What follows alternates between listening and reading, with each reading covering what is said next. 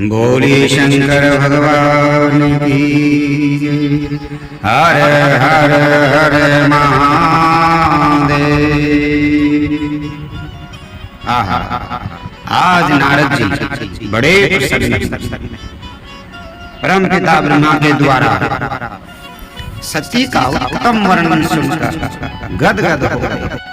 और इधर श्री शौनक इत्यादि जो ऋषि मुनिगण थे श्री सूत जी महाराज से कथा सुनकर बड़े आनंद को प्राप्त हुए और हाथ जोड़कर कहने लगे, हे श्री सूत जी महाराज। और इधर ब्रह्मा जी को नारद जी कहने लगे, दक्षायणी सती देवी त्यक्त देहा पितुर्मुखे कथम गिरीशुता ब्रह्मणा बभूव जगदम्बिका। नारद जी बोले, हे ब्रह्मन, हे पितामह, दक्ष की कन्या सती देवी ने अपने पिता के घर में जब शरीर का त्याग कर दिया, उसके पश्चात किस प्रकार हिमालय की कन्या बनकर जगदम्बिका भगवती पार्वती बनी और कथम कृत्वा तपेत युग्रम पति माप शिवम चसा एतन्मे पृच्छते सम्यक कथय त्वं विशेषतः। और ये भी बताइए कि किस प्रकार की उसने उग्र तपस्या की और फिर से भगवान शिव को अपने पति के रूप में प्राप्त किया।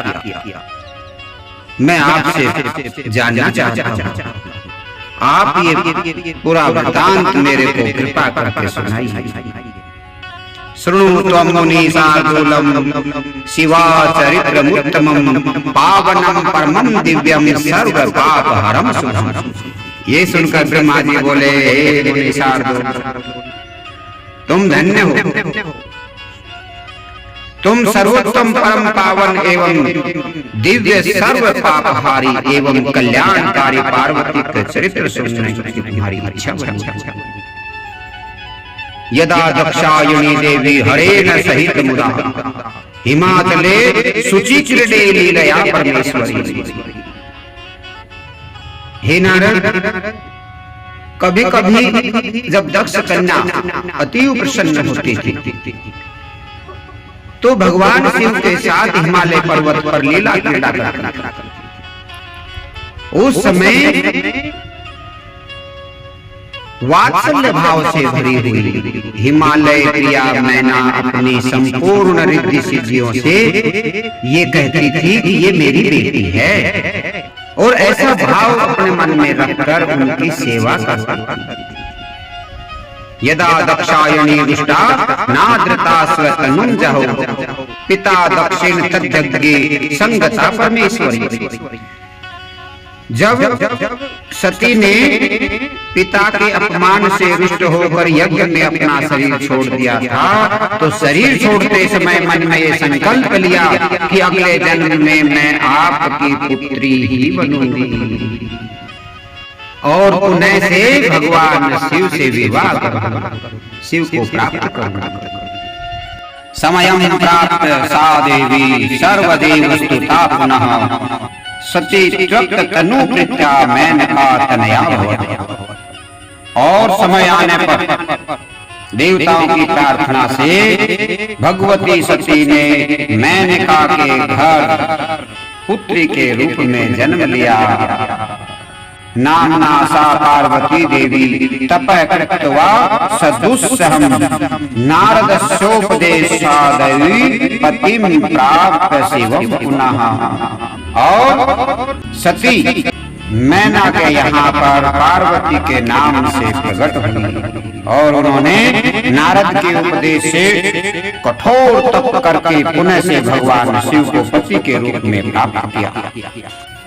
ये सुनकर नारद जी बोले, हे ब्रह्मन, मेनकाया समुत्पत्ति विवाह चरित्रम तथा धान्या ही मेनका देवी यस्यां जाता सुता सती अतो मान्या च धन्या स सर्वेषां सा पतिव्रता। हे ब्राह्मण, आप मेनका की उत्पत्ति कैसे हुई, उनका विवाह कैसे हुआ और भगवती सती ने पुत्री के रूप में किस प्रकार से जन्म लिया? ब्रह्मा जी बोले, हे नारद, आप पार्वती की माता के जन्म, विवाह और भक्ति वर्धक पावन चरित्र को सुनिए। सुनो त्वम नारद मुने पार्वती मातुरुद्भवम विवाहम चरित्रम चैव पावनम भक्ति वर्धनम।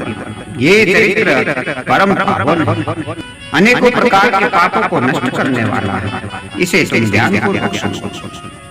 हे नारद, हिमालय ऋषि मुनियों योगियों की तपस्या करने का एक परम पवित्र पर्वत है। ये हिम पर्वत अनेक आश्चर्यजनक दृश्यों के कारण बड़ा विचित्र है। देवता, ऋषि, सिद्ध, मुनि उस पर रहते हैं तथा वह भगवान शिव को भी बहुत ही प्यारा है। तुषार निधि रत्युग्रो नानाश्चर्य विचित्रतः देव ऋषि सिद्ध मुनि भी संश्रितः शिव संप्रियः। सबको बड़ा प्रिय लगता है, भगवान शिव को तो अति प्रिय लगता है। वह तप करने का सबसे उत्तम स्थान है, महात्माओं को भी पवित्र करने वाला है। जो हिमालय पर्वत पर तपस्या करता है उनको बहुत शीघ्र ही सिद्धि प्रदान हो जाती है, सिद्धि प्राप्त हो जाती है।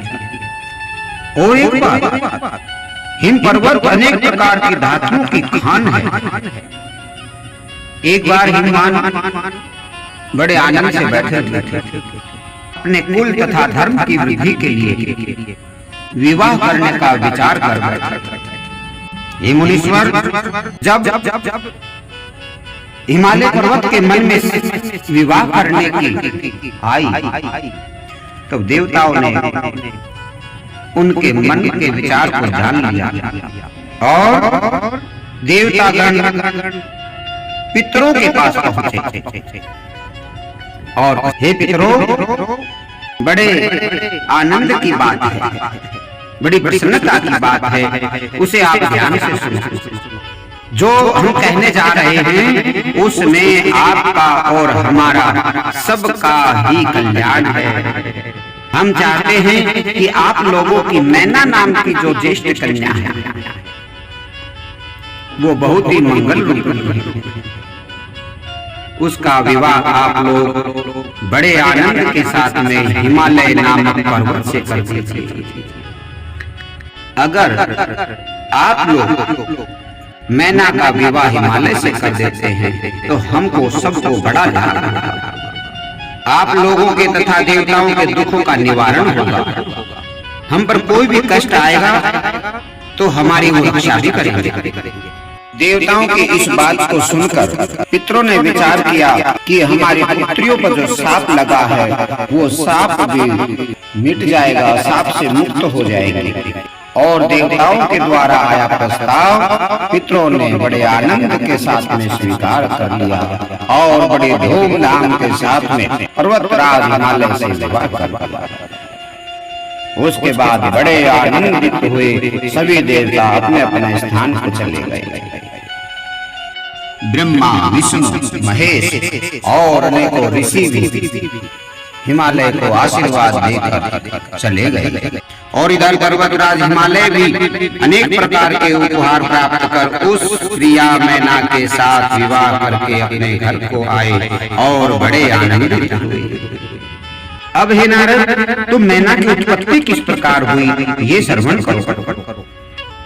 हे नारद, मैंने अपने दक्ष नामक जिन पुत्र की चर्चा पहले की थी उनके यहाँ सृष्टि की कारण भूता 60 कन्याएं उत्पन्न हुई। उनसे सृष्टि की बहुत बड़ी रचना हुई।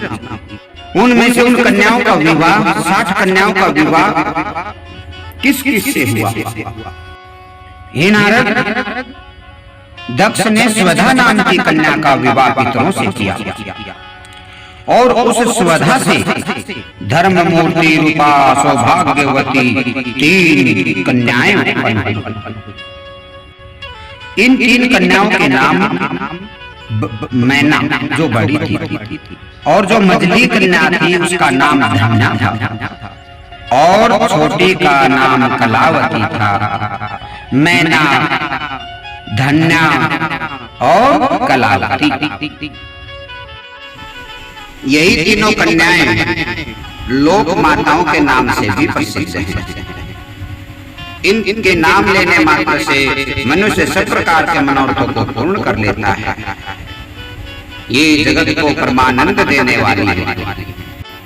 श्री सूत जी महाराज कहने लगे, शौनकादि ऋषियों, इन तीनों कन्याओं को कुछ समय पश्चात दुर्भाग्य से श्री सनत कुमार का शाप मिल जाता है। ये बात सुनकर के श्री शौनक जी कहते हैं, हे श्री सूत जी महाराज, इन कन्याओं को शाप कैसे मिला? सो कृपा कर बताने की कृपा करें। श्री सूत जी महाराज कहने लगे, एक समय की बात है, ये तीनों बहनें श्वेत द्वीप पर भगवान विष्णु के दर्शन करने के लिए पहुंची थी। सदा भक्ति से युक्त होकर स्तुति करके भगवान की और वहां पर बैठ गई। वहीं पर संयोग से देवताओं का समाज भी एकत्रित था और भी देवता वहां पर आए हुए थे। वहां पर ब्रह्मपुत्र सनकादि ऋषियों का आगमन हो जाता है। उन्होंने भगवान विष्णु को प्रणाम किया और उनकी स्तुति की। सनकादि ऋषियों को देखते ही सभी देवगण और महर्षि गण जो थे वो खड़े हो जाते हैं, लेकिन ये तीनों कन्याएं वहीं बैठी थी। ये देख करके सनकादि ऋषियों को क्रोध आ जाता है और इन तीनों बहनों को शाप दे देते हैं कि जाओ तुम मृत्यु लोक में स्त्री बनो। ये शाप सुनकर पितृ कन्या हाथ जोड़कर खड़ी हो गई और कहने लगी, हे मुनि श्रेष्ठ, हे दया के सागर, हम लोगों पर कृपा कीजिए। हमने जो गलती की है उस गलती का हम पश्चाताप करने के लिए तैयार हैं। अब आप हम पर अनुग्रह कीजिए, दया कीजिए कि हमें पुनः से स्वर्ग प्राप्त हो जाए। सनकादि ऋषियों ने जब शाप दे दिया तो नारायण भगवान ने सनकादियों को समझाया कि हे सनकादि ऋषियों, ये श्रद्धा भक्ति से युक्त होकर के मेरे ध्यान में मग्न होकर के बैठे थे, इसमें इनकी गलती नहीं है, इसलिए इन्हें क्षमा करो। तब सनकादि ऋषि कहने लगे, पित्राणाम कन्यास्तिस्त्र शृणुतः विद्यमानसा वचनम मम शोकदनम सुखदम सर्वदैवः धन्या प्रिया द्वितीया तु योगिनी ज्येष्ठा भवति तत्कन्या भविष्यसेव पार्वती। और भविष्य में इसके गर्भ से साक्षात जगदम्बिका भवानी शिवा माता सती पार्वती के स्वरूप में जन्म लेंगी। और दूसरी जो कन्या है धन्या, ये राजऋषि जनक की पत्नी होगी। इनके द्वारा साक्षात महालक्ष्मी भगवती सीता जन्म लेंगी। और तीसरी जो कलावती है, ये वृषभानु की पत्नी होगी, जिसमें द्वापर के अंत में श्री राधा जी प्रकट होंगी। सुकर्मिणाम गते दुखे प्रभवेद दुर्लभम सुखम। तुम तीनों इस प्रकार से परम पद को प्राप्त करोगे और परम सुख को भी प्राप्त करोगे। और हे देवियों, तुम पितरों की कन्या हो, स्वर्ग में निवास करने वाली हो और भगवान विष्णु का दर्शन करने से तुम्हारे अन्य कर्म का क्षय हो गया है। हे नारद, इस प्रकार इन तीनों देवियों को सनत कुमार का शाप मिला और शाप से मुक्त भी हुई। अब आगे की कथा सुनो। राजा हिमालय और मैना अपने गृहस्थ आश्रम का पालन करते हुए अपने राज्य को चलाने लगे। एक बार मैं यानी ब्रह्मा राजा हिमालय और मैना के पास गया। मैंने उनको कहा कि अगर तुम इस सृष्टि में अपना नाम और अपने धर्म के कार्यों को आगे बढ़ाना चाहते हो तो तुम भगवान शिव और शिवा की तपस्या करो, उनका भजन करो। उनके वरदान से तुम्हारे कुल की वृद्धि होगी और धर्म आगे बढ़ेगा।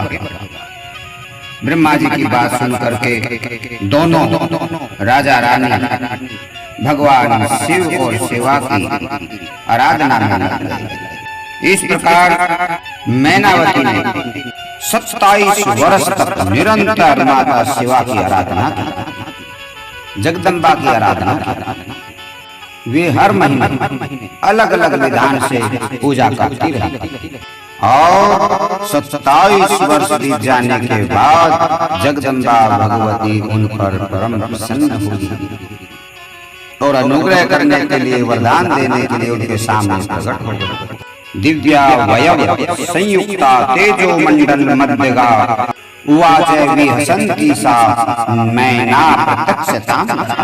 और बड़े आनंद से हंसती हुई माता कहने लगी, वरम ब्रूहि महासाध्वी यत्ते मनसि वर्तते सुप्रसन्ना च तपसा तवाहं गिरिकामिनी।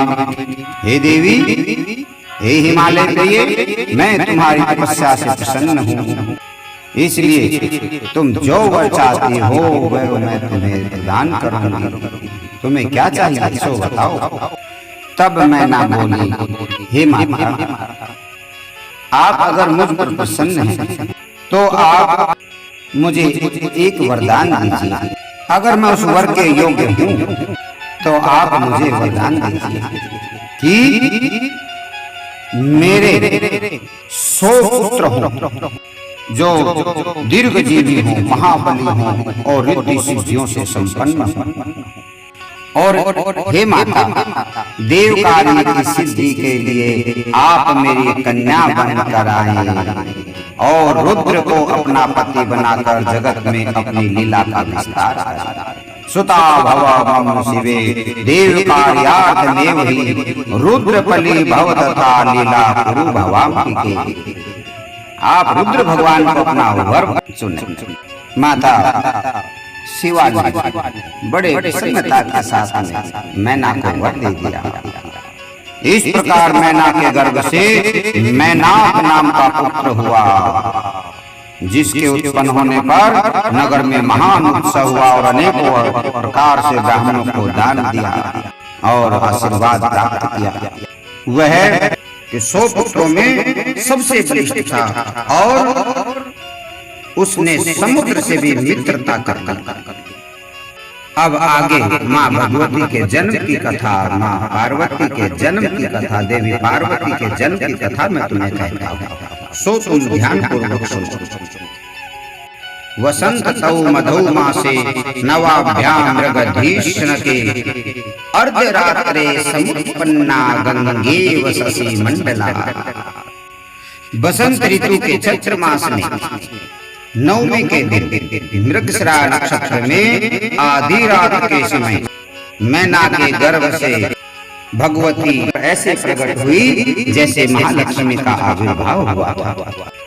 उस समय भगवती के प्रकट होते ही देवताओं ने नभ से पुष्पों की वृष्टि की और ढोल नगाड़े मृदंग गंधर्व स्वर्ग में भारी आनंद का माहौल हो गया। और इधर राजा हिमाचल ने भी बड़े भव्य उत्सव की तैयारी की। इस प्रकार से पर्वत राजकन्या होने की वजह से उसका नामकरण पार्वती हुआ। बोलो माता पार्वती की जय।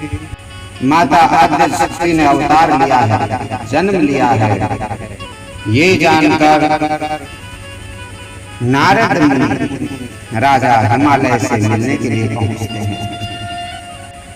और जैसे ही पहुंचते हैं, राजा हिमालय ने नारद जी का भव्य स्वागत किया, सत्कार किया और छोटी सी उस कन्या को, पार्वती को नारद जी के चरणों में डाल दिया और कहने लगे, हे मुनि श्रेष्ठ, आप हमारी कन्या का भाग्य देख करके बताइए। इसका भविष्य कैसा रहेगा, ये कैसे स्वभाव वाली होगी। नारद जी ने जैसे ही पार्वती को देखा तो मन ही मन प्रणाम किया और कहा, हे हिमालय, तुम धन्य हो, ऐसी कन्या को पाकर तुम्हारा जीवन सफल हो गया है। आपकी कन्या सुंदर लक्षणों से परिपूर्ण होगी और सबको आनंद प्रदान करने वाली होगी, पतिव्रता होगी। इसमें अनेकों सुंदर लक्षण विद्यमान हैं और जैसे हाथ रेखा देख रहे थे, देखते देखते अब विवाह रेखा के ऊपर बात आ जाती है। महासाध्वी च सर्वासु महानंद करी सदा, सुलक्षणानि सर्वाणि त्वत्सुतया करेगे। एका विलक्षणा रेखा तत्फलम शृणु तत्वतः, और एक रेखा बड़ी विलक्षण दिखाई पड़ी। नारद जी राजा हिमालय को उस विलक्षण रेखा के बारे में बता रहे हैं।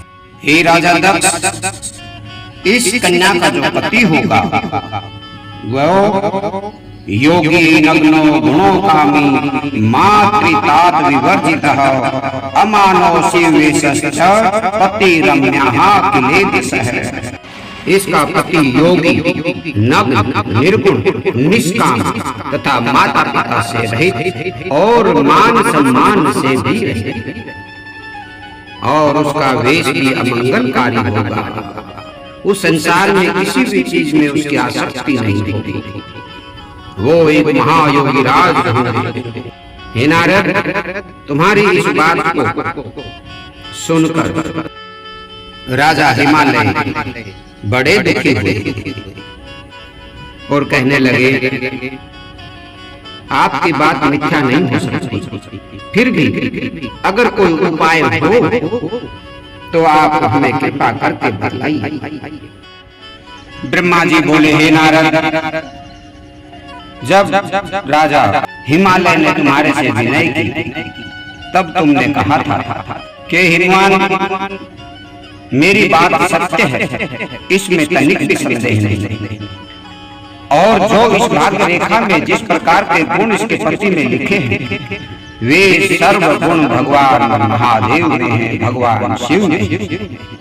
इसलिए तुम चिंता का त्याग करो और मेरी बात को ध्यान से सुनो कि जिस समय भगवती सती ने राजा दक्ष के यज्ञ में अपने शरीर को दाह किया था, उस वक्त भगवान शंकर ने कहा था, न त्वामृतेन्यावर्ये दक्षायनी सती प्रिये भावार्थम न गृहीष्यामि सत्यमेव तत् ब्रवीमि ते। हे सती, हे प्रिय, मैं तुम्हारे अतिरिक्त किसी दूसरी स्त्री का वर्ण नहीं करूंगा और न ही उसे पत्नी रूप में स्वीकार करूंगा। ये मैं तुमसे सत्य कहता हूँ। इस प्रकार सती के साथ उन्होंने पहले ही प्रतिज्ञा कर ली है।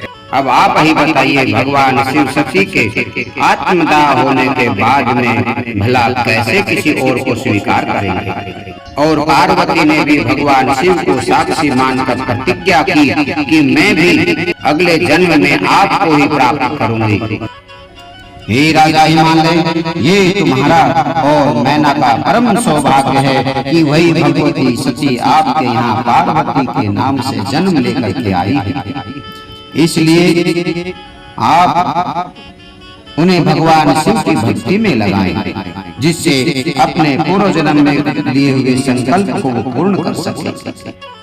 इतना कहकर नारद जी वहां से चले जाते हैं और रानी मैना अपने पति से कहने लगी, हे स्वामी, ये हमारा कैसा दुर्भाग्य है, क्या ये सत्य हो जाएगा?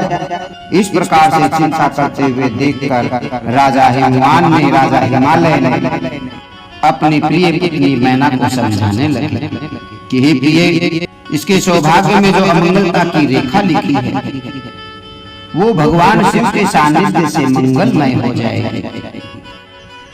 शृणु देवी मेनके देवी यथार्थम वच्मि तत्वतः भ्रमं त्याज्यम मुनिर्व्याप्यम वितथम न कदाचन।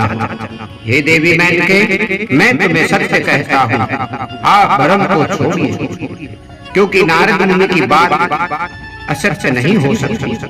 और यदि अगर आपको अपनी पुत्री से इतना स्नेह है तो उसे आप उत्तम शिक्षा दीजिए और निराकार भगवान शिव की भक्ति करने में उसे लगा दीजिए, जिससे भगवान शिव प्रसन्न होकर के उसको वर प्रदान करें। यदि जने सुतायास्ते सुताम शिक्षये सादरम तपः कुर्यात् शंकरस्य सा भक्त्या स्थिरचेतसा।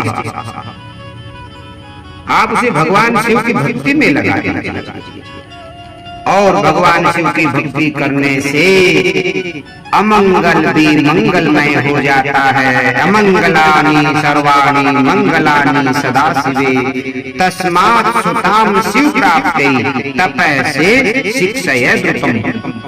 और नारद जी ने जो कहा है कि ऐसा मंगल वेशधारी होगा, ऐसा वो होगा, ऐसा वो होगा, तो ये वास्तव में ये गुण भगवान शिव नहीं है, भगवान शंकर नहीं है। और अगर भगवान शिव के सानिध्य में अगर हमारे पुत्री पार्वती हो जाती हैं तो वे सब मंगलमय हो जाएंगे, इसका भाग्य मंगलमय हो जाएगा।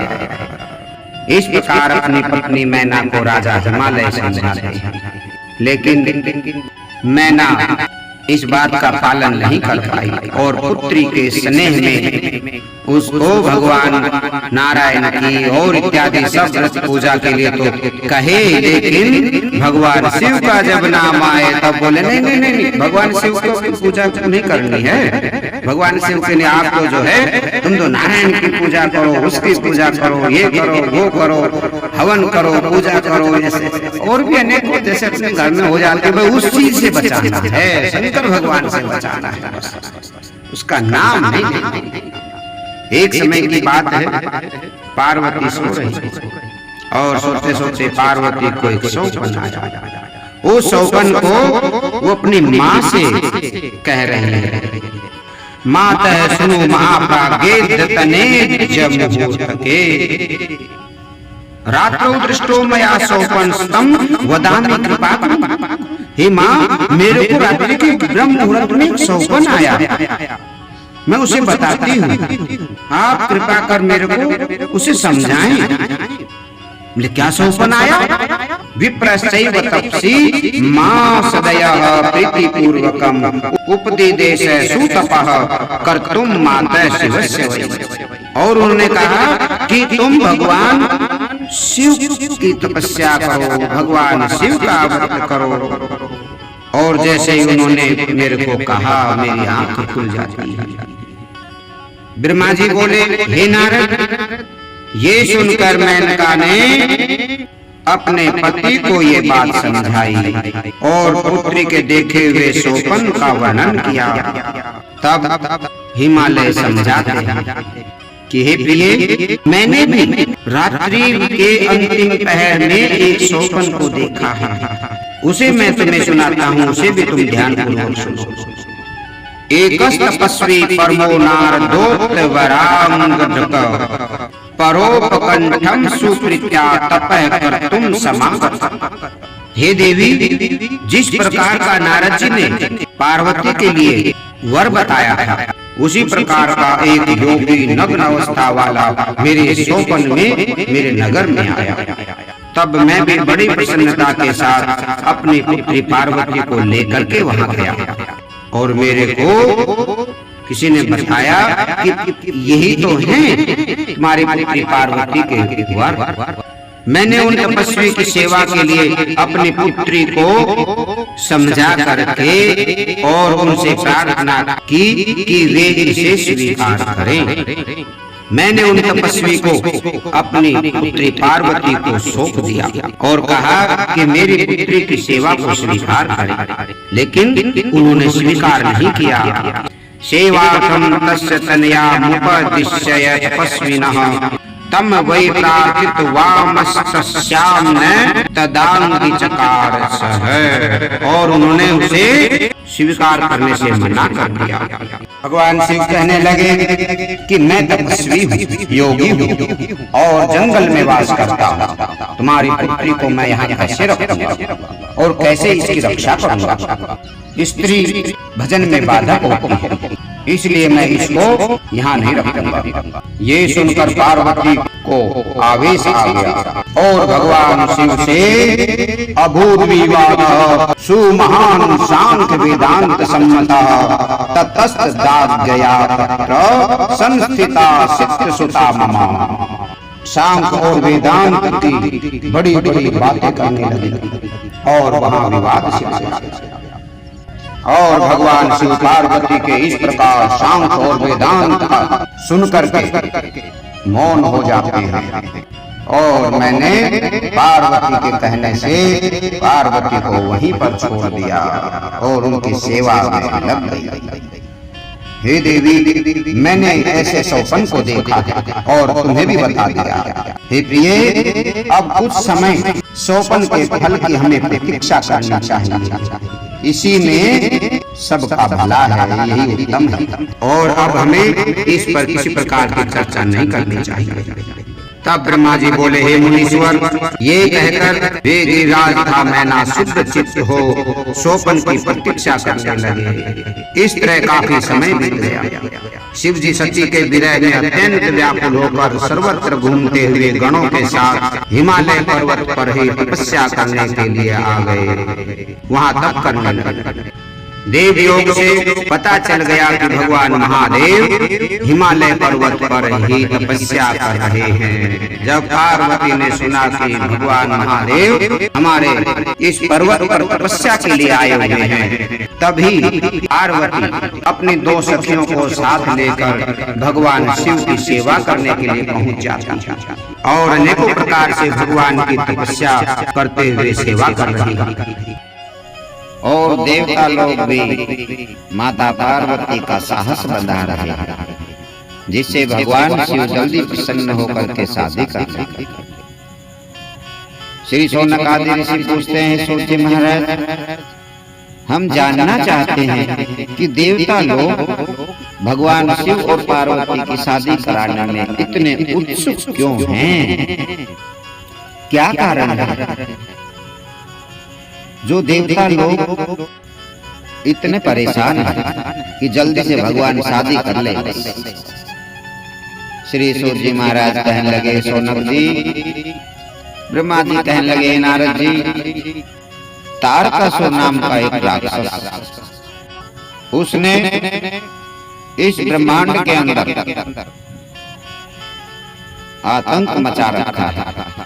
उन्हें स्वर्ग आदि लोगों को अपने वश में कर रखा है, सबका अधिपति बना है। और इंद्र इत्यादि जितने भी देवता हैं वो सब अब दर बदर भटक रहे हैं। उसके बल के सामने सब निस्तेज हैं। श्री सूर्य जी महाराज कहने लगे, नारद जी पूछने लगे ब्रह्मा जी से कि हे ब्रह्मन, ये तारकासुर कौन है और इसका जन्म किस प्रकार से हुआ और इतना बल इसमें कहां से आया?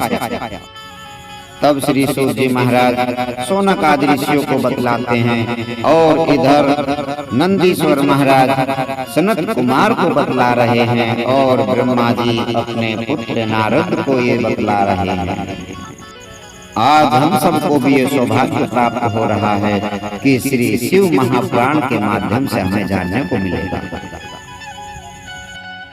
इस शिव महापुराण में अनेकों प्रकार की ऐसी भक्ति गाथाएं हैं जिनके श्रवण करने से अनेकों प्रकार के पाप नष्ट होते हैं और जीव बंधन से मुक्त होकर परम पिता परमात्मा में विलीन हो जाता है। जो शिव महापुराण का पाठ करते हैं, इन कथाओं को सुनते हैं, उनका जीवन धन्य हो जाता है। अब तुम आगे की कथा को ध्यान से सुनो। इस प्रकार श्री सूर्य जी महाराज शौनक आदि ऋषियों कहने लगे, इस बात को जगत जानता है कि भगवान शिव और माता पार्वती के विवाह का उद्देश्य क्या था। हे शौनक आदि ऋषियों, तारकासुर नाम का एक महादत्त हुआ। उसने कठोर तपस्या करके भगवान से वरदान मांग लिया कि भगवान शिव का पुत्र ही उनको मार सके, क्योंकि तारकासुर जानता था कि भगवान शिव ने तो कामदेव को भस्म कर दिया, उनको तो संतान होगी ही नहीं। इस उद्देश्य से उसने इस वर को प्राप्त किया।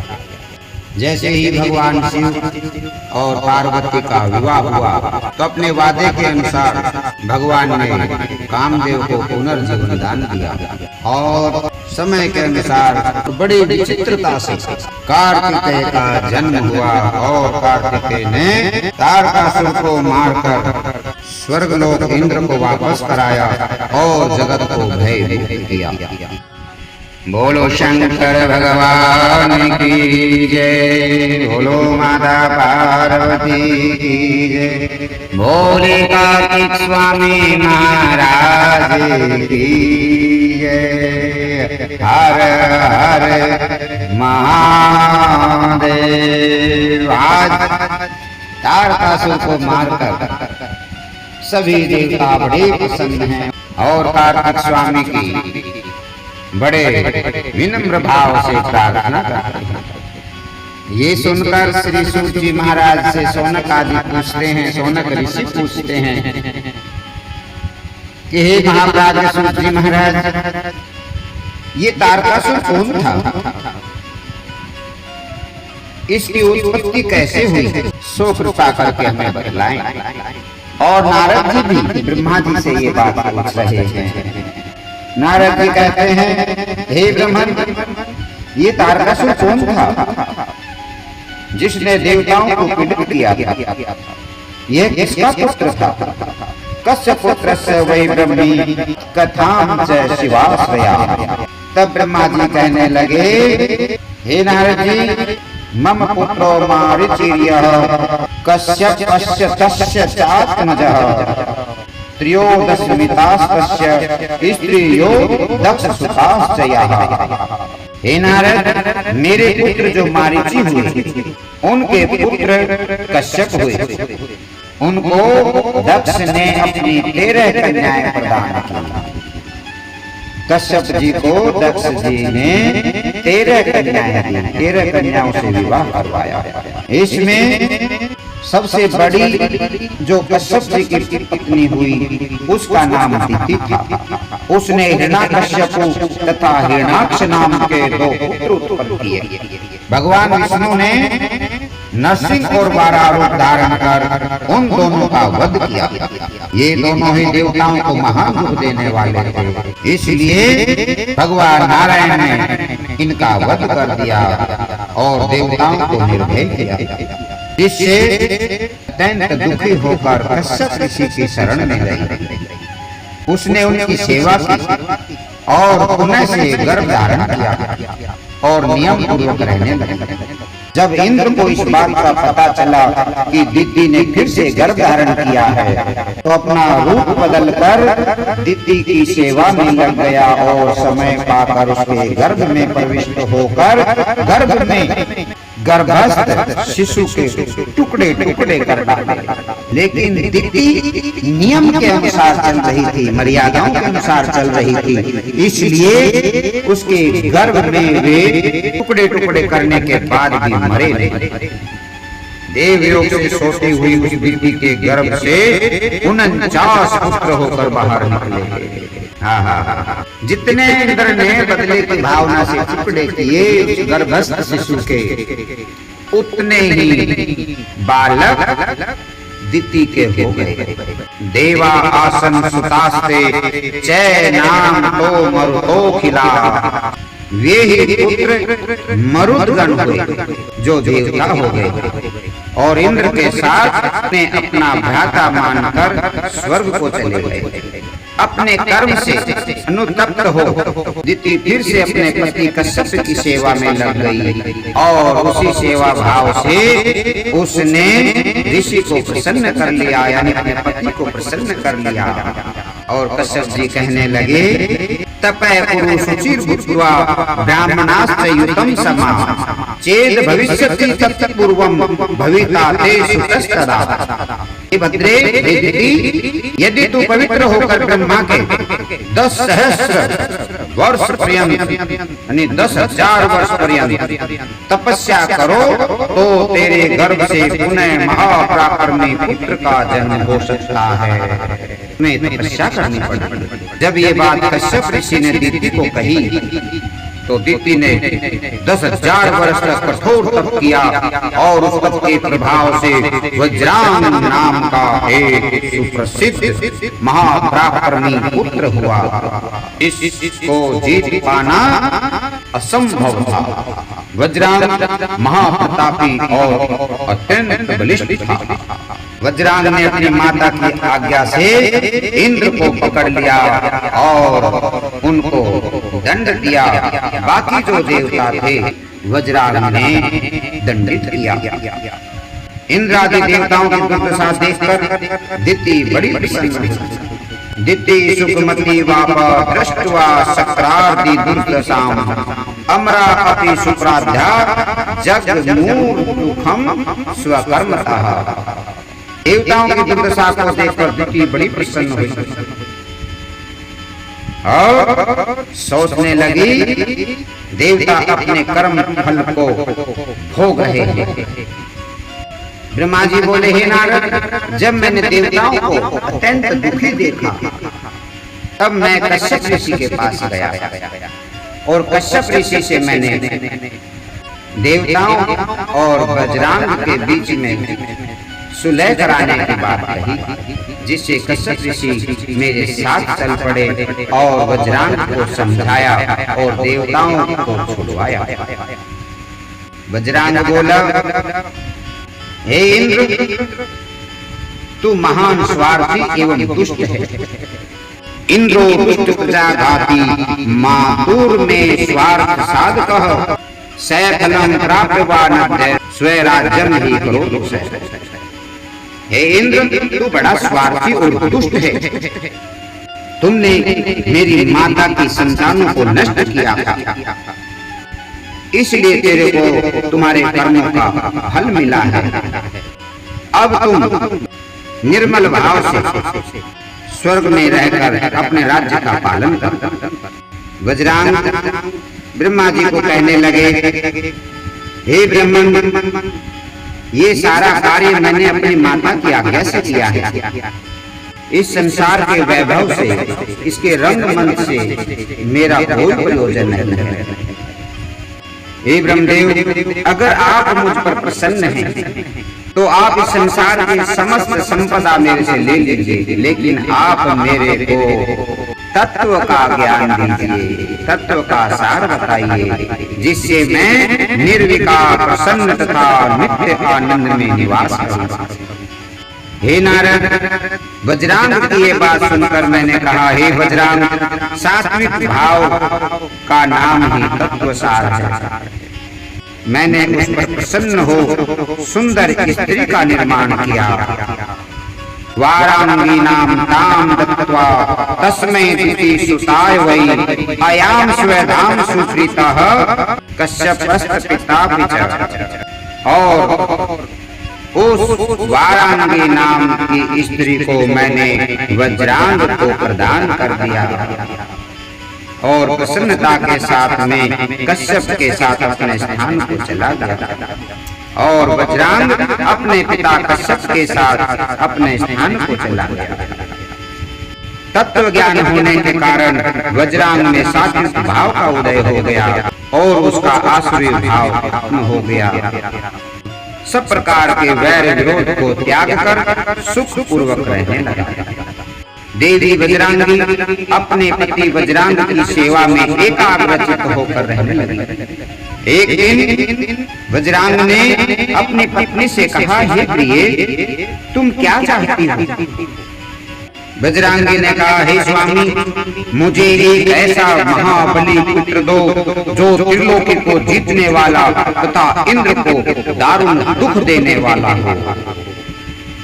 अपनी पत्नी वज्रांगी की ये बात सुनकर वज्रांग को बड़ा दुख हुआ और वह धर्म संकट में पड़ गया, जिससे ब्रह्मा जी की तपस्या करने लगा। और ब्रह्मा जी की तपस्या कर उन्होंने अपनी प्रिया का हितकारी वर ब्रह्मा जी से मांगा। ब्रह्मा जी से वज्रांग ने कहा, हे ब्रह्मदेव, अगर आप मुझ पर प्रसन्न हैं तो मेरी पत्नी की मनोकामना को पूर्ण कीजिए। मेरी पत्नी मेरे द्वारा एक ऐसे पुत्र को चाहती है जो त्रिलोक का विजेता हो और इंद्र को दारुण दुख देने वाला हो। वज्रांग के वर मांगने पर ब्रह्मा जी ने तथास्तु कह दिया कि जाओ पुत्र, तुम्हारी पत्नी का मनोरथ पूर्ण होगा। और इस प्रकार से वज्रांग के गर्भ से तारकासुर का जन्म हुआ। हे नारद, महाबली तारक के जन्म से पहले ही तीनों लोकों में अपशकुन होने लगे, त्राहि त्राहि होने लगी और भय का वातावरण हो गया। कुछ समय बीतने के बाद माता की आज्ञा लेकर ब्रह्मा जी की अत्यंत कठिन तपस्या में लग गया और ब्रह्मा जी से तारकासुर ने भी वर मांग लिया। ब्रह्मा जी से वर मांगा कि यदि आप मुझ पर प्रसन्न हैं और मुझे वर देना चाहते हैं तो मेरे ऊपर कृपा करके मैं जो मांगता हूँ उसे दीजिए। ब्रह्मा जी बोले, हे तारक, मैं तुम पर प्रसन्न हूँ, जो तुम मांगना चाहते हो वह मैं दूंगा। हे ब्रह्मदेव, प्रथम वर तो ये दीजिए कि आपके बनाए हुए समस्त लोक में मेरे समान कोई बलवान न हो। तारकासुर ने ऐसा वरदान मांग लिया। और दूसरा दीजिए कि शिव के वीर्य से उत्पन्न हुआ पुत्र देवताओं का सेनापति बनकर जब मेरे ऊपर शस्त्र छोड़े तब मेरा मरण हो। तारकासुर जानता था कि भगवान शिव ने तो कामदेव को भस्म कर रखा है। अगर मैं अमरता का वरदान मांगूंगा तो ब्रह्मदेव ना कर देंगे। तारकासुर ने बुद्धि से ऐसा वर मांगा कि भगवान शिव के वीर्य से उत्पन्न हुआ पुत्र देवताओं का सेनापति बनकर मेरे ऊपर शस्त्र छोड़े तभी मेरा मरण हो। हे नारद, जब उस दत्त ने मुझसे ऐसा कहा तब मैं भी उसे उसी प्रकार का वर देकर अपने स्थान को चला गया। वह दत्तेश्वर अपना मनोवांछित फल प्राप्त कर अत्यंत प्रसन्न हो शोणितपुर राज्य में चला गया और जाकर अपने दत्त गुरु शुक्राचार्य के पास प्रणाम कर कहने लगा, हे गुरुदेव, अब दत्त गुरु शुक्राचार्य ने मेरी आज्ञा से असुरों के साथ जाकर त्रैलोकाधिपति के पद पर उसका अभिषेक किया। तब वह महादत्त त्रिलोकी नायक हो गया था। जैसे ही तारकासुर त्रिलोकाधिपति बना, जैसे ही तारकासुर को राज तिलक हुआ, ऐसे ही उन्हें इंद्र पर आक्रमण कर दिया और इंद्र को हराकर स्वर्ग को अपने अधीन कर लिया। इस प्रकार इंद्र ने भयभीत होकर उसने अपना ऐरावत, कुबेर ने अपना नवनिधि, अष्ट सिद्धि नवनिधि के दाता नवनिधि कुबेर के पास में है। वरुण ने अपना श्वेत वर्ण दे दिया, जो वरुण ने श्वेत वर्ण के जो घोड़े थे, ऋषियों ने कामधेनु, सूर्य ने भयभीत होकर अपना उच्चश्रवा घोड़ा उसे समर्पित कर दिया। इस प्रकार देवताओं के पास कुछ न बचा और भटकते इधर उधर छुपते रहे। जब महादत्त त्रिलोकी नायक हो गया और चराचर को पीड़ित कर अपनी आज्ञा चलाने लगा, तब सब देवता इकट्ठे होकर के तारकासुर से छुप लुक करके ब्रह्मा जी के पास आए। ब्रह्मा जी ने कहा कि देखो, भगवान महादेव जब तक नहीं जगेंगे तब तक कुछ समाधान होने वाला नहीं। बोले कैसे? जब समाधि में बैठ जाते हैं तो फिर वो कब उठेंगे कुछ पता नहीं। इधर भगवान महादेव को समाधि से जगाने के लिए बहुत से यत्न किए, सब यत्न विफल हो गए। निराश हुए इंद्र ने कामदेव से कहा, ही कामदेव तुम ही जाओ और भगवान को समाधि से जगाओ। कामदेव हाथ जोड़ के कहने लगा, देखो प्रभु, जो भी बात बोलोगे, जो भी आप कहोगे मैं करूंगा, लेकिन भगवान शिव के पास मैं नहीं जाऊंगा, क्योंकि पहले भी मैंने कई बार यत्न किया है, सती के समय भी मैंने यत्न किया, मेरे सारे यत्न विफल गए हैं।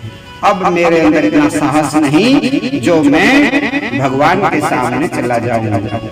ये बात सुनकर के इंद्र कहने लगा, नहीं, अब की बार तुम जाओ और तुम अवश्य सफल होगे, क्योंकि भगवान का तुम्हें वरदान भी मिल चुका है। इसलिए तुम्हारी शक्ति का मान ब्रह्मा, विष्णु और साक्षात महेश भी रखेंगे। इस प्रकार इंद्र के कहने से कामदेव भगवान शिव के समाधि स्थल पर, तपस्या स्थल पर पहुंच जाता है और वहां जाकर कामदेव अनेकों प्रकार से भगवान पर कामुक बाण छोड़ते हैं। बिना बसंत ऋतु के ही बसंत जैसी बहार वहां कर देते हैं। आखिर भगवान की समाधि,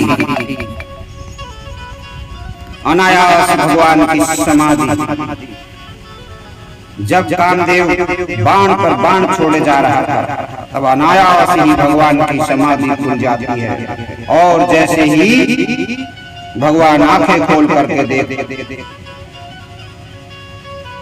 और जैसे ही तीसरा नेत्र भगवान ने खोला और सामने कामदेव को पाया और क्रोध में आकर भगवान ने अपना तीसरा नेत्र खोल दिया, जिससे कामदेव वहीं पर भस्म हो जाते हैं। जैसे ही कामदेव भस्म हो जाता है, सब देवता ब्रह्मा जी भगवान के सामने हाथ जोड़ के खड़े हो जाते हैं, हे प्रभु ये कैसी लीला कर रहे हो।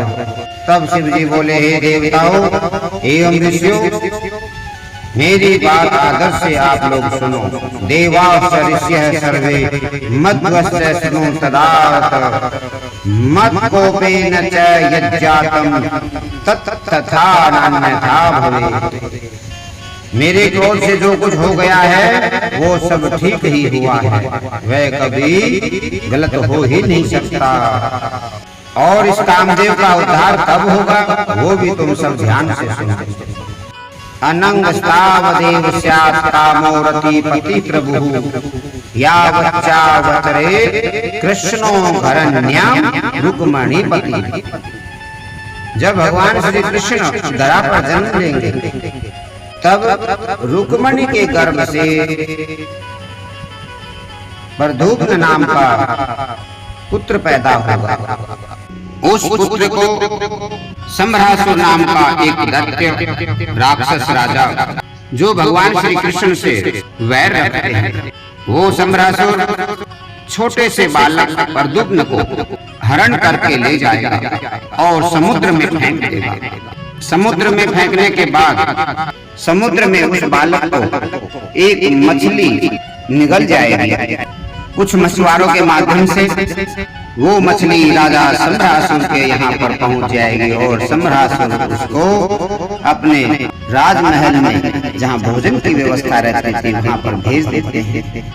उस मछली के पेट से ये बालक निकलेगा, जिस बालक को देखकर संभ्रासुर की लड़की उषा उसे पहचान लेंगी और अपने साथ रखेंगे, अच्छे से लालन पोषण करेंगे, अनेकों विद्याओं का उसको ज्ञान कराएंगे। पश्चात संभ्रासुर का भगवान श्री कृष्ण के द्वारा वध हो जाएगा। बड़े होने पर यही प्रद्युम्न संभ्रासुर का वध करेगा और उषा के रूप में हे रति तुम्हें तुम्हारा पति प्राप्त हो जाएगा। भगवान महादेव के इस प्रकार कहने पर रति बड़ी प्रसन्न हुई और समय के साथ संभ्रासुर के यहाँ अपने पति की प्रतीक्षा करने लगी। श्री सूत जी महाराज कहते हैं, हे ऋषियों, अब आगे की कथा तुम ध्यान पूर्वक सुनो। कामदेव के भस्म हो जाने के बाद भगवान हिमालय पर्वत को छोड़ देते हैं। जब पार्वती को इस बात का पता चला कि कामदेव को भस्म कर भगवान हिमालय पर्वत से चले गए, हमारे पर्वत से चले गए। तो पार्वती को बड़ा दुख हुआ और भगवान के वियोग में विलाप करने लगी कि मेरे प्रभु चले गए, मेरे भगवान चले गए, अब मेरा क्या होगा। इस प्रकार घर में माँ के सीने से लग के रो रही है। पिता भी समझा रहे हैं, माँ भी समझा रही है, लेकिन पार्वती के अश्रु की धारा रुक नहीं रही। माँ, मेरा क्या दोष था, मुझे क्यों छोड़कर चले गए? मैंने तुमकी सेवा की है, रोज सेवा करने जाती थी मैं, मेरे प्रभु चले गए, कामदेव को भस्म कर दिया। इस चीज का पार्वती को जरा भी दुख नहीं। बस मेरे स्वामी हैं और मैं उनकी पत्नी हूँ, ये भाव उसके मन में दृढ़ था। इस प्रकार काफी समय तक बहुत दुखी रही। संयोग की बात है, एक बार नारद जी का आगमन हो जाता है। जब राजा हिमालय ने नारद जी को कहा, हे मुनिवर, हमारी पुत्री पार्वती बहुत दुखी है, आप उनको जरा समझाएं। तब नारद जी माता पार्वती के पास जाते हैं और उनसे बात कर भगवान शंकर के दिव्य पंचाक्षरी मंत्र का उपदेश करते हैं और कहते हैं, हे पार्वती, तुम तनिक भी संदेह ना करो, भगवान तुम्हें अवश्य मिलेंगे और अवश्य तुम्हें पत्नी के रूप में भी स्वीकार करेंगे। बस दृढ़ता पूर्वक इस पंचाक्षरी मंत्र का तुम जाप करो। पार्वती ने अब नारद जी को अपना गुरु मान लिया है। तो नारद जी किसके गुरु हो गए? पार्वती के भी गुरु हो गए हैं। कहा है ना, मंत्र मूलम गुरु वाक्यम मोक्ष मूलम गुरु कृपा। गुरु का जो वाक्य होता है वो हर वाक्य मंत्र के समान होता है और पार्वती ने उस बात को हृदय से स्वीकार कर लिया। भगवान की पूजा अर्चना में पार्वती लगी रही। इसी से पार्वती का नाम उमा हो गया। बोलो उमा मैया की जय। अब यहाँ पर माता का नाम उमा देवी के नाम से प्रसिद्ध हुआ है, लेकिन दुख तो दुख होता है। खोई सी विचलित सी जब पार्वती जब घर में पूजा करती थी, ना किसी से ज्यादा बोलना न बात करना, ऐसे हंसी खिलखिलाने वाली जो कोई बच्ची हमारे घर में शांत और गंभीर रूप में जब रहने लगती है तो घर के माता पिता जो है या परिवार जन बड़े दुखी होते हैं कि क्या हो गया इसको। लेकिन कारण का तो सबको पता था। एक बार की बात है, पार्वती ने अपनी माता की सखी को कहा कि मौसी, मेरी माता जी को कहो कि मैं जंगल में जाना चाहती हूँ और वहाँ शांत एकांत में मैं अपने प्रभु का भजन करना चाहती हूँ। जब माता की सखी ने मैनावती से बात की तब मैना ने पार्वती को कहा, बेटी कोई बात नहीं, अगर तुम वन में जाना चाहती हो तो आनंद पूर्वक वन में जाओ, लेकिन अकेली नहीं जाना। दो सखियों को लेकर के माता पार्वती अब जंगल में चल पड़ती हैं और उस स्थान पर पहुंची जिस स्थान पर भगवान शिव ने कामदेव को भस्म किया था और वहां पर हजारों वर्ष तक तपस्या करती रही। पार्वती की कठोर तपस्या को देखकर देवता लोग ब्रह्मा जी के पास जाते हैं, फिर ब्रह्मा आदि देवता विष्णु भगवान के पास जाते हैं और भगवान शंकर से प्रार्थना करते हैं, प्रभु अब तो आप प्रसन्न हो जाइए। पार्वती बहुत कठोर तपस्या कर रही है, फूल पत्ते खा करके आपका भजन कर रही है, कभी सूखे पत्ते खा के भजन कर रही है। अब उनको वरदान दीजिए, उनका मनोरथ संपूर्ण कीजिए। तो भगवान ने कहा, हे देवताओं, तुम निश्चिंत रहो, मैं विवाह के लिए तैयार हूँ। जब भगवान महादेव ने कहा कि मैं विवाह के लिए तैयार हूँ, सब देवता बड़े गदगद हो गए, बड़े प्रसन्न हो गए। भगवान शंकर की जय। हर हर महादेव, हर हर महादेव, जय शंभो भोले। नाथ की जय, कैलाशपति की जय। और इस प्रकार से उनका जयकारा करते हुए आनंद को प्राप्त होते हैं। श्री सूत जी महाराज कहते हैं, इस प्रकार से देव का जयकार करते हुए अपने अपने स्थान को चले जाते हैं। इधर भगवान महादेव सप्तऋषियों को याद करते हैं। जैसे सप्तऋषियों को याद किया, सप्तऋषि वहां पर प्रकट हो जाते हैं। और सप्तऋषियों को भगवान महादेव कहते हैं, भगवान शंकर कहते हैं, हे ऋषियों, आप बड़े विद्वान हैं, बड़े ज्ञानी हैं। आपने समस्त कामनाओं का त्याग कर अपना सात्विक जीवन जिया है। मैं चाहता हूँ कि आप जाओ और पार्वती की परीक्षा लो। तपश्चरती देवेशी पार्वती गिरिजाधुना गौरी शिखरे संगे ही पर्वते दृढ़ मानसा। गौरी शिखर नामक पर्वत पर देवी पार्वती अत्यंत दृढ़ मन से तपस्या कर रही है। सब कामनाओं को त्याग कर वो मुझे प्राप्त करना चाहती है। इसलिए तुम किसी भी प्रकार से, किसी प्रकार के छल से आप उनकी परीक्षा ले, ये मेरी आज्ञा है, तुम्हें कोई दोष नहीं लगेगा। और इधर ब्रह्मा जी नारद जी को कह रहे हैं कि सप्तऋषि पार्वती की तपस्या की परीक्षा लेने के लिए वहां पर पहुंच जाते हैं। जैसे इन्होंने पार्वती को देखा, पार्वती का वो दिव्य तेज, वो तप का बल देखते ही बन रहा। ऐसी साक्षात दिव्य स्वरूपा भगवती के स्वरूप में वो दिखाई पड़ रही थी। फिर भी हमने मन ही मन उनको प्रणाम किया। ऋषियों ने पार्वती को मन ही मन प्रणाम किया और परीक्षा हेतु उनसे कहने लगे, सुनो शैलसुते देवी, किमर्थ तपते तपः इच्छसि त्वं सुरं कंचैकी फलं तद्दाधुना। कि आप जो तपस्या कर रही हैं, ये किस लिए कर रही हैं? किस देवता को आप प्रसन्न करना चाहते हैं? तब पार्वती कहती है, हे मुनीश्वरों, मैं धन्य हूँ जो आपके मुझे दर्शन हुए। अब मेरा मनोरथ सफल हो जाएगा, ऐसा मेरे को प्रतीत हो रहा है, ऐसा लग रहा है। क्यों? क्योंकि दिव्य संतों के दर्शन करने से, महापुरुषों के दर्शन करने से, उस प्रभु के प्यारे संतों के दर्शन करने से अनेकों प्रकार के विघ्न दूर हो जाते हैं और अपने सर्व मनोरथों को पूर्ण करता है। अब मुझे विश्वास हो गया है कि मैं जिनकी आराधना कर रही हूँ वो मुझे अवश्य प्राप्त होंगे। हे देवी, तुम किसकी आराधना कर रही हो और किसको पाने के लिए कर रही हो? सो आप हमें बताएं, हम जानना चाहते हैं। तब पार्वती बोली, हे ऋषियों, मैं भगवान शंकर को पति रूप में प्राप्त करना चाहती हूँ।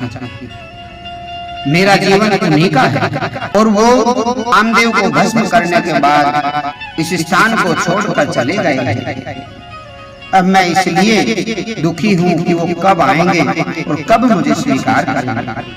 आप त्रिकालदर्शी हैं, आप मेरे को बताएं, मैं और क्या करूं जिससे मेरे को भगवान महादेव प्राप्त हो जाए, मेरे प्रभु मुझे प्राप्त हो जाए।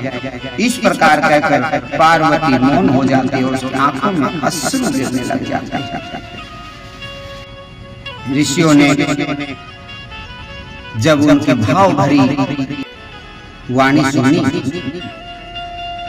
तो ऋषि कुछ कह न पाए, कुछ बोल नहीं पाए। ऋषि भी मौन हो जाते हैं। फिर भगवान महादेव का स्मरण करते हुए कहते हैं, देवी, तुम जिन्हें प्राप्त करना चाहती हो अच्छी बात है, लेकिन आप जिनको प्राप्त करना चाहते हो उनके पास है क्या? उनका कोई परिवार भी नहीं है, न उनके पास कोई धन संपदा है, न राज्य है, न ही उनके कोई माता पिता या रिश्तेदार परिवार है। तुम ऐसे एक महायोगी जो मृगशाला पहनता है, नरमुंडों की माला पहनता है, उनके साथ अपना जीवन किस प्रकार से व्यतीत करोगे? हे देवी, तुम भगवान शंकर के साथ विवाह करने का विचार त्याग करो। तुम इंद्रदेव की कहो, इंद्र से भी बलिष्ठ भगवान विष्णु हैं। तुम भगवान विष्णु का भजन करो। वो त्रिलोकी का पालन करने वाले हैं, हर प्रकार का वैभव उनके पास है। इस प्रकार से अनेकों बातें कह करके जब भगवान शिव के प्रति जब उन्होंने कहा कि वो मुंडों की माला पहनने वाला है, एक जोगी है, उसके पास कुछ नहीं है, निहंग रहने वाला है, तो पार्वती को ये सब बातें सुन करके क्रोध आ जाता है और कहती है, मुनिवरों, हे ऋषियों, आप सब ऋषि हो, सब ऋषियों में श्रेष्ठ हो, आप भगवान महादेव की महिमा को नहीं जानते। उन महादेव की महिमा को न जानने वाले ऐसे आप नास्तिक के कैसे हो सकते हैं? आप लोगों ने जो कहा कि विष्णु सर्वगुणालय है, सब गुणों से युक्त हैं, वैकुंठ में विहार करने वाले हैं तथा सदाशिव को निर्गुण एवं निर्विकार कहा है, वह सच ही है। इस कारण मैं तुम्हें बताती हूँ, शिवो ब्रह्मा विकारः स भक्त हतोर वृताकृति प्रभुताम लोके किम नैव संदर्शयतुमिच्छति। वे परब्रह्म शिव शरीर धारण सांसारिकता दिखाने की इच्छा से नहीं करते, वे अपने भक्तों के लिए शरीर धारण करते हैं। इस बात को तुम जानते हुए भी अनजाने बन रहे हो, इसलिए तुम यहाँ से चले जाओ, नहीं तो मैं तुम्हें साफ दे दूंगा।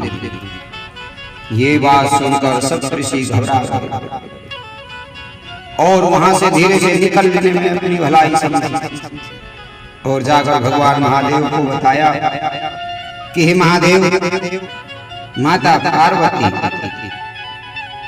आप में अटूट विश्वास रखती है, उनका सर्वस्व आप ही हैं, इसलिए हम चाहते हैं कि अब आप पानी ग्रहण संस्कार स्वीकार कीजिए। और इधर पार्वती शिव की प्राप्ति न होने के कारण अपने भाग्य को दोष देकर अपना दुर्भाग्य मानकर अग्नि में प्रवेश करने का मन में विचार करने लगी। जैसे ही पार्वती अपने शरीर को अग्नि में प्रवेश करने वाली हुई, तैसे ही सामने से एक ब्राह्मण आ गया। ब्राह्मण ने आवाज दी कि हे देवी, ठहरो ठहरो ठहरो। जब पार्वती ने ब्राह्मण की आवाज को सुना तो पार्वती क्षण भर के लिए रुक जाती। ब्राह्मण ने पूछा, तुम कौन हो और इस घनघोर वन में पर्वत पर तपस्या कर रही हो, और अब तुम अग्नि में अपने शरीर को सुहा करना चाहती हो, क्या कारण है? तुम क्यों मरना चाहती हो? पार्वती ने कहा, मैं अपने अभीष्ट फल को प्राप्त नहीं कर पाई, इसलिए अब मैं अपने शरीर को अग्नि में प्रविष्ट कर रही हूँ। ऐसा कहकर पार्वती जलती हुई अग्नि में प्रवेश कर जाती है। जैसे ही पार्वती अग्नि में प्रवेश हुई, वन ही प्रवेशम कुर्वत्या पार्वत्यास्तत्र प्रभावतः वभूव तत्क्षणं सद्यो वन ही चंदन भंगवतः। जैसे पार्वती अग्नि में प्रवेश होती हैं, अग्नि पार्वती की तपस्या के प्रभाव से शांत हो जाती है।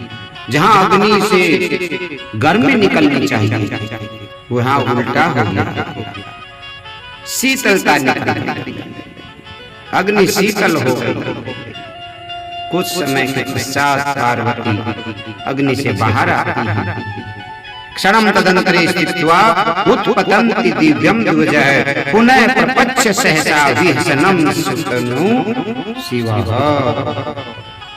जब पार्वती बाहर आई तो ब्राह्मण ब्रह्मचारी पार्वती को देखकर हंसने लगा, मुस्कुराने लगा और कहने लगा, वाह, धन्य है तुम्हारी भक्ति। अहो तपस्ते किम भद्रे न बुद्धम कंची देवहि न दग्धो वह्निनाम देवो न च प्राप्यम मनीषितम्। अरे भद्रे देवी, तुमने कैसी तपस्या की है?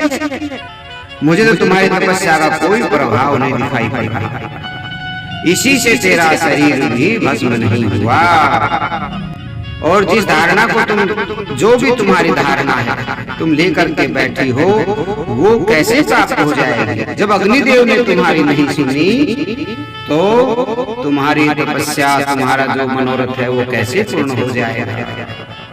अतः सत्यम निकामम वै वद देवी मनोरथम। तुम इसलिए सत्य सत्य मेरे को अपना मनोरथ बताओ। ममाग्रे विप्रवर्यस्य सर्वानंद प्रदस्य ही, मैं तुम्हारे सब मनोरथों को पूर्ण करूंगा। मैं सबको सुख देने वाला हूँ और तुम मुझे अपना मित्र समझो। अपने मनोरथ को सत्य सत्य कहो। जो भी गोपनीयता तुम्हारे अंदर है उसे निसंकोच होकर के तुम हमसे कहो। पार्वती तो कुछ नहीं बोली, लेकिन जो सखी विजया थी, विजया ने कहा, सुनो साधु, प्रवक्ष्यामि पार्वती चरित्रम परम, हेतु सखी में गिरिराजस्य सुतेव हिम भूभृतः। हे ब्राह्मण ब्रह्मचारी, ये देवी पार्वती हैं जो हिमालय की कन्या है और भगवान शिव की प्राप्ति हेतु यहाँ तपस्या कर रही है। इन्हें तपस्या करते हुए यहाँ 3000 वर्ष बीत गए हैं। मेरी सखी ने तपस्या की परीक्षा के लिए जिन वृक्षों को लगाया था, उन वृक्षों में अनेक प्रकार से अनेकों बार फल और फूल लग चुके थे और नारद के उपदेश को सार्थक मानकर अपने पिता की कुल को अलंकृत करने एवं काम पर अनुग्रह करने के लिए महेश्वर के उद्देश्य से ये कठोर तप कर रही है। इतने पर भी मनोरथ सफल होता दिखाई नहीं पड़ता है।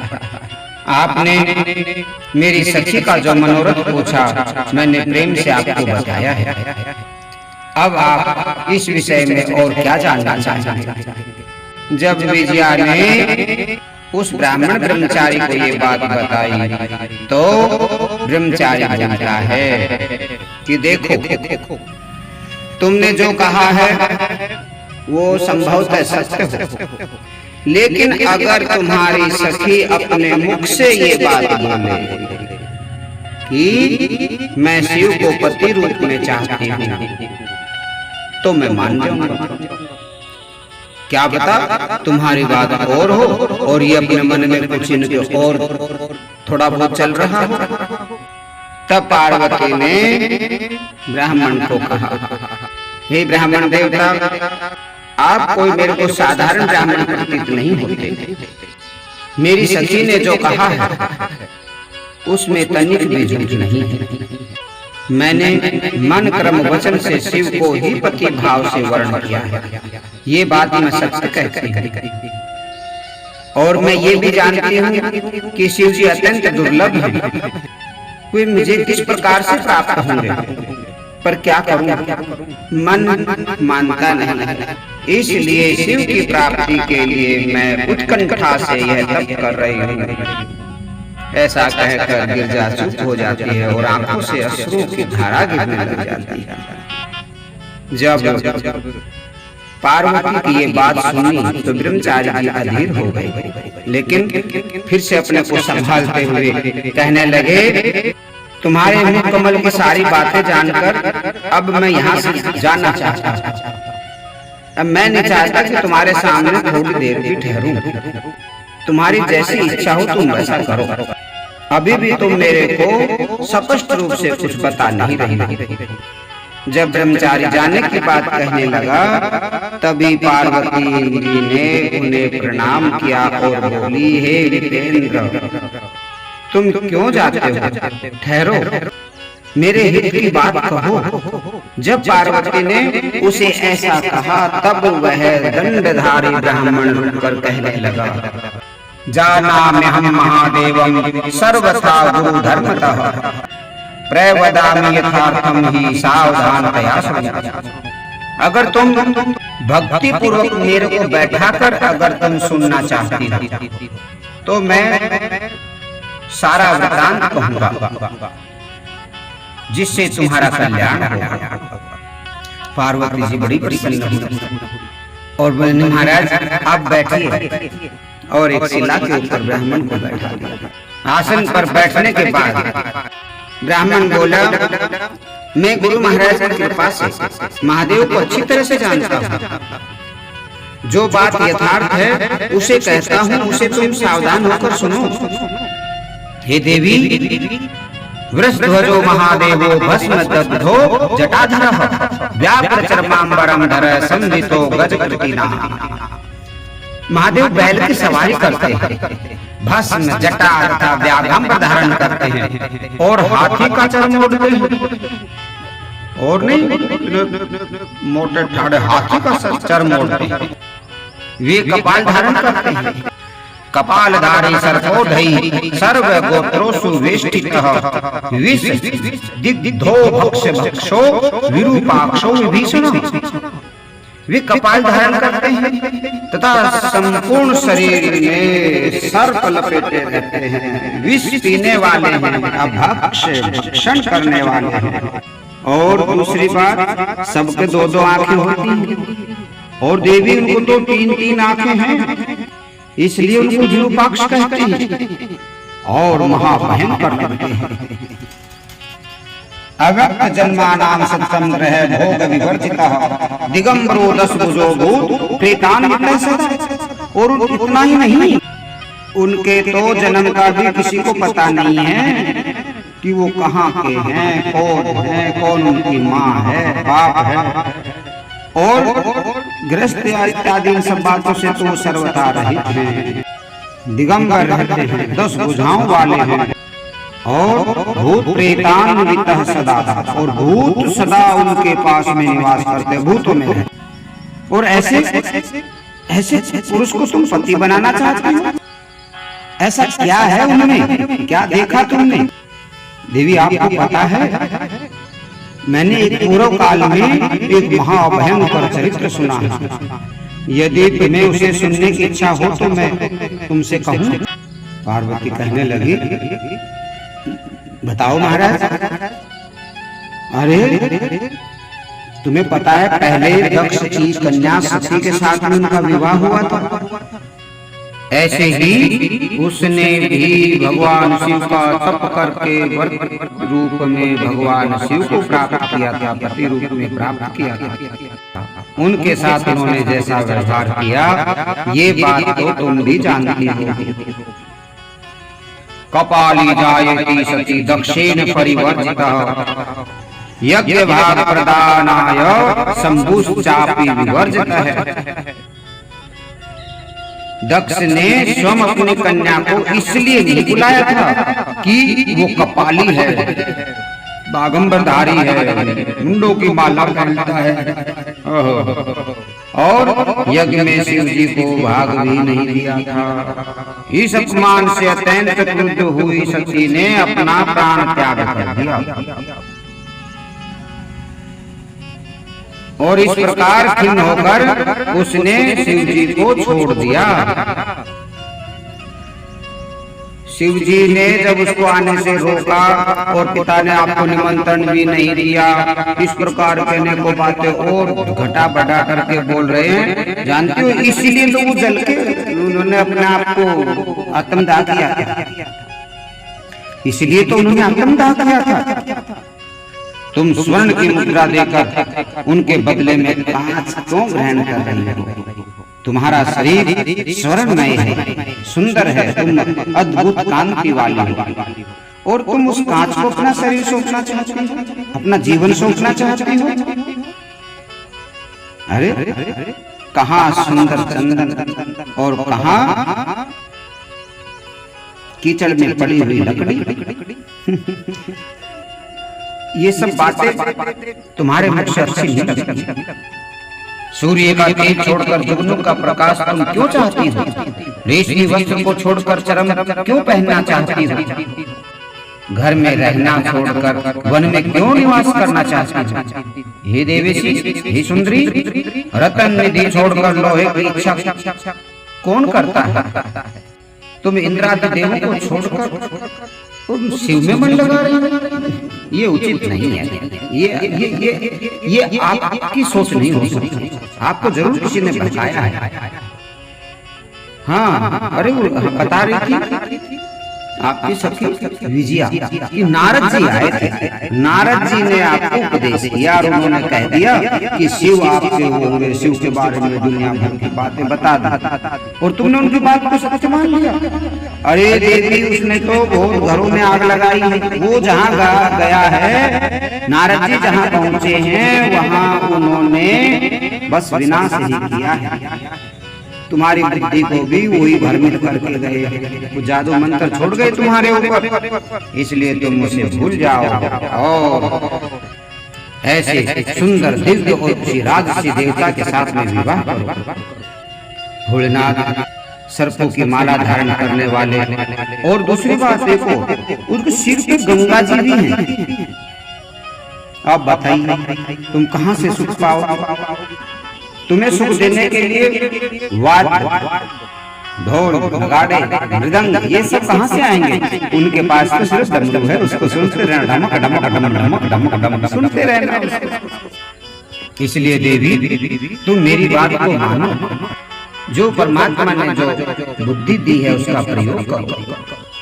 शिव को विचार कर त्याग करो, इसी में तुम्हारा भला है। जो संसार में सबसे खराब है, ऐसी वस्तु की इच्छा तुम क्यों करती हो? इसलिए शंकर से अपना मन हटा लो, अन्यथा मन में जो आए वैसा करो। तुम जानो तुम्हारी लीला। तुमने मेरे से पूछा, मैंने तुम्हें बताया। जैसे ही ब्राह्मण के मुख से अनेकों बार शिव की निंदा के शब्द जब सुने तो पार्वती को क्रोध आ जाता है और उसको साथ देने के लिए उद्यत हो जाती है। तही भगवान जी एकदम पार्वती के सामने प्रकट हो जाते हैं और कहते हैं, हे देवी, तुम्हारा मनोरथ सफल हो। ऐसा कहकर भगवान अंतर ध्यान हो जाते हैं और पार्वती गदगद हो जाती है कि प्रभु ने मेरी तपस्या को स्वीकार कर लिया, प्रभु ने मुझे स्वीकार कर लिया। विजया की ओर देखकर कहने लगी, कंधे पकड़कर उसको सीने से लगा लिया कि देखो सखी, भगवान ने मेरी प्रार्थना सुन ली है। अब मैं से भगवान सांसारिक रीति रिवाज के अनुसार ध्याने आएंगे। जब ये बात सुनी विजया भी गदगद हो गई। चलो सखी, अब घर चलते हैं। ऐसे बड़ी खुशी के साथ में पार्वती अपनी विजया सखी को और एक सखी और उसके साथ में तीनों नगर को आ जाती हैं। बोले उमापति महादेव की जय। इधर ब्रह्मा जी कहते हैं, ये नारद, जब भगवान शिव ने पार्वती को विवाह का आश्वासन दे दिया, तब देवताओं के मन में एक भ्रम उत्पन्न हो गया कि भगवान ने पार्वती को तो बोल दिया, यथास्तु कह दिया, आशीर्वाद दे दिया, लेकिन अगर राजा हिमालय अगर बदल गया समय पर तो क्या होगा? उसकी भी परीक्षा अगर हो जाए तो बात पक्की हो जाएगी। ये मन में विचार कर समस्त देवता भगवान शिव के पास पहुंचते हैं और कहते हैं, प्रभु आपने पार्वती को तो वरदान दे दिया, लेकिन अगर समय पर राजा हिमालय बदल गया तो क्या होगा? तो भगवान कहने लगे, तो इसके लिए क्या करें? आप एक बार ऐसा करो, राजा हिमालय की भी परीक्षा कर लो। भगवान ने देवताओं की बात को मान लिया और एक ब्राह्मण ज्योतिषी का रूप बना करके राजा हिमालय के नगर को पहुंच जाते हैं। जैसे ही पता चला कि एक परम विद्वान ज्योतिषी आया हुआ है, तो राजा हिमालय का स्वागत करने के लिए पहुंच जाते हैं और बड़ी खुशी के साथ, बड़े आनंद के साथ सम्मान करते हुए राजमहल में ले आते हैं। बातें चलते चलते ज्योतिषी ब्राह्मण कहने लगा, हे गिरिराज, मैंने सुना आपने भगवान शिव से अपनी कन्या का विवाह निश्चित कर दिया है, मन बना लिया है। न जी महाराज, आपने सही सुना है। मेरी पुत्री पार्वती भगवान शिव को पसंद करती है, उनसे विवाह करना चाहती है, इसलिए मैंने उनसे विवाह का प्रस्ताव जो आया है वो स्वीकार कर लिया है। अरे महाराज, आप इतने बड़े विद्वान, आपकी बुद्धि को क्या हो गया है? आप जानते भी हो भगवान शंकर कैसे हैं? तो महाराज आप बताइए, आप परिचय दीजिए उनका। अरे निराशया संगाय कुरूपाय अगुणाय च शमशान वासने व्याल ग्राही रूपाय योगिने। अरे भला तुम्हें सोचो, जो निराश्रय है, असंग है, कुरूप है, गुणहीन है, शमशान में रहने वाला, सर्प धारण करने वाला, योगी, नग्न, मलिन शरीर वाला और सर्पों के आभूषण अपने गले में लपेटे रहता है, अपने शरीर में लपेटे रहता है, जिनके कुल के नाम का पता भी नहीं, जिनका अमंगल वेश है, जो विषयों से, घर गृहस्थी से सदा दूर रहने वाला है, ऐसे के साथ में एक अपनी राजकुमारी जो राजमहलों में पली है, सब प्रकार के सुख सुविधाओं में रहने वाली है, वो भला वो कैसे रह पाएगी? आपने तनिक भी विचार नहीं किया। आपकी बुद्धि पर मुझे गर्व हो रहा है। आपका निर्णय कल्याणकारी नहीं है। अपनी पुत्री को आप इस प्रकार से एक योगी मलंग के साथ नहीं छोड़ सकते। महाराज अब तो बातें हो गई है, क्या करें? कुछ भी करो, उससे बचाओ। ब्रह्मा जी बोले, हे नारद, इस प्रकार से अनेकों बातें भगवान शिव के प्रति विरोधाभाव की बता करके वो ब्राह्मण चुप हो जाता है और इधर हिमालय भी उनकी बात को बड़ी प्रसन्नता से, बड़े ध्यान से सुनते हैं। ब्राह्मण अपने स्थान पर चले जाते हैं और हिमालय राजमहल में आ जाता है और विचार करने लगता है कि वास्तव में ये बात सही है, मेरे को पार्वती का विवाह नहीं करना चाहिए। इधर मैना को जब ये बात बताई कि ऐसे एक ज्योतिषी ब्राह्मण आए थे, उन्होंने इसी प्रकार से जो कहा है, देवी आप बताओ आपका क्या विचार है? मैना कहने लगी, देखो स्वामी, उन्होंने जो भी कुछ कहा है वो सत्य कहा है। मैं भी नहीं चाहती कि मेरी पुत्री का विवाह भगवान शिव से हो। अब दोनों के विचार मिल जाते हैं। इस प्रकार दोनों अपना विचार विमर्श करते हैं और ये हो जाता है कि ठीक है, हम शादी नहीं करेंगे। अब शादी नहीं करने का विचार जब हो गया, जब इस बात का पता चला इंद्रादि देवताओं को, ब्रह्मा जी को, विष्णु जी को और यहाँ तक कि भगवान शिव को भी पता लग गया कि विवाह होने वाला नहीं है, सब हिल जाते हैं और भगवान शंकर के पास में जाकर के कहते हैं, ब्रह्मा जी, अरे महाराज आपने ये क्या कर दिया? हम तो बड़ी मुश्किल से जो है ना यहाँ तक इस बात को लेके आए, आपको क्या जरूरत थी जाने की? भगवान कहने लगे, भैया आप तो हो गई गड़बड़। देवताओं ने बोला कि ऐसे ऐसे कर दो भैया, हमने ऐसे ही कर दिया। अब भैया तुम ही लोग कुछ करो, ये विवाह होना चाहिए।